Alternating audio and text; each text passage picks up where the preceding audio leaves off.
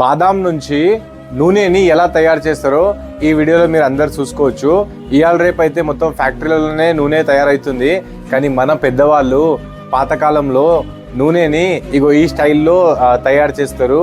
మొత్తం ఎద్దులని కట్టి దాన్ని రౌండ్ రౌండ్గా తిప్పి బాదాం నుంచి నూనెనైతే తయారు చేస్తున్నారు.